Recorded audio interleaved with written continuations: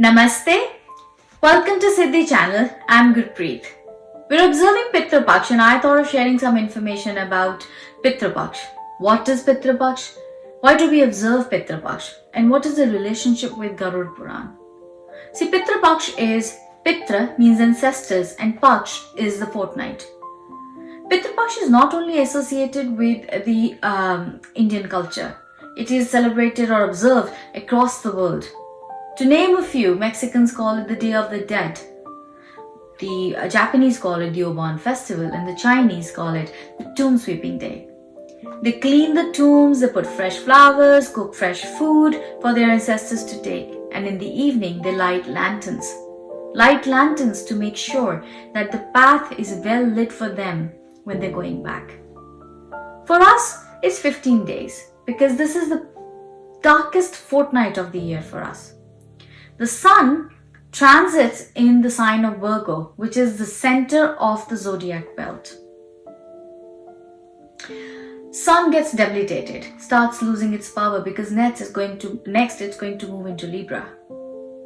This creates a magnetic pull, and this magnetic pull opens a portal. The portals open, all sorts of entities are able to travel to Earth.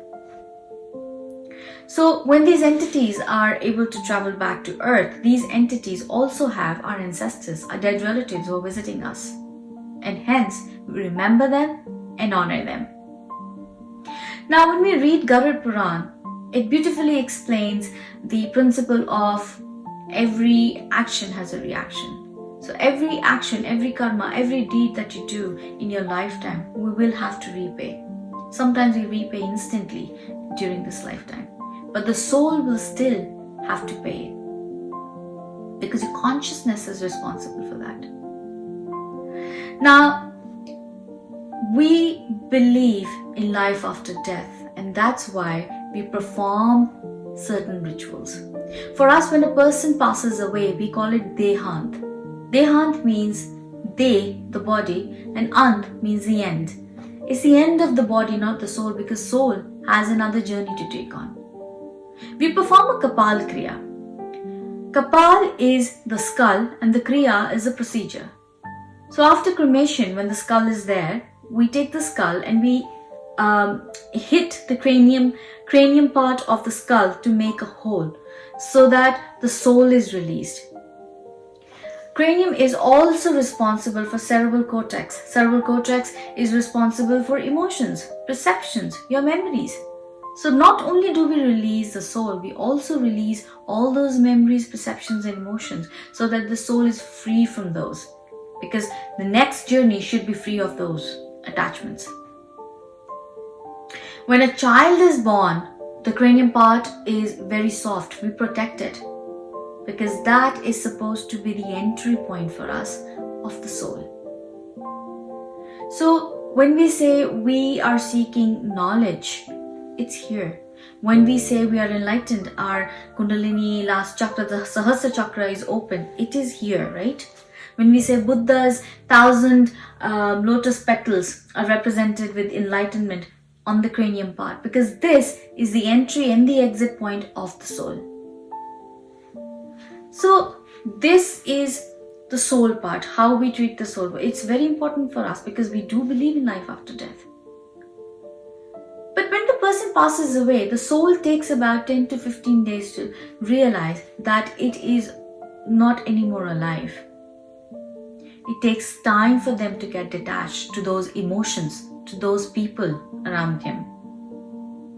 And that is why it is asked not to celebrate, not to bring new things at home. Observe Satvikta, meditate, reflect, introspect. Try and do mantra japa, try and do gurbani, so that it calms you down, so that it creates an environment for the processing of the emotions for the soul to move forward.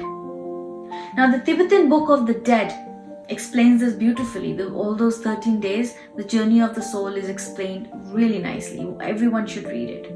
In Garud Puran, it says it takes about 12 months for a body to receive a soul, to receive a body, What kind of body it would be depends on your karma, but it takes a year. One thing to remember here is that in Buddhism and in Hinduism, we believe in 14 different worlds, 7 above the earth and 7 below the earth.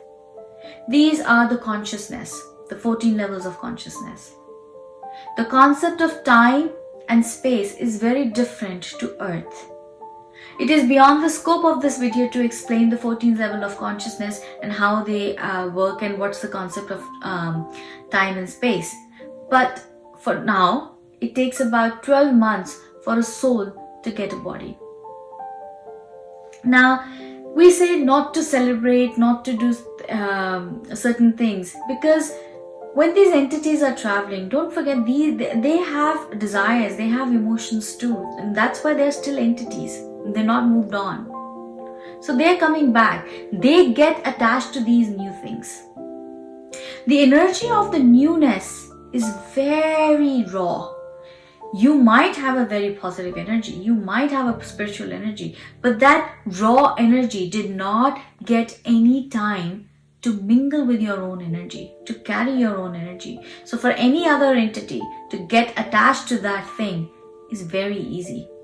So first, we should avoid buying new stuff. We should avoid performing any auspicious ceremonies this time. But please, in no way I am saying that this period is inauspicious. It's not. Our ancestors are not inauspicious. They are auspicious. But we have to remember and keep in mind that the other entities are also there. So when we remember and when we honor our ancestors, we are seeking their blessings because they create that security net for you from these entities.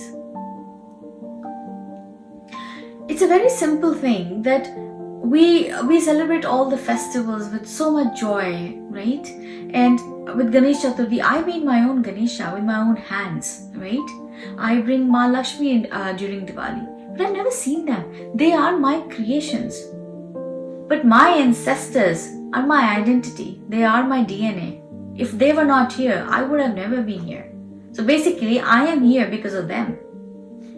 So, do they not deserve those 15 days? Of course they do deserve those 15 days, and we should remember them, we should honor them. Keep in mind that our soul also has a journey to take on. So tomorrow we will also be remembered and honored. So with this sentiment, I take your leave, and I hope that you remember and honor your ancestors and your dead relatives this year. Till then, namaste.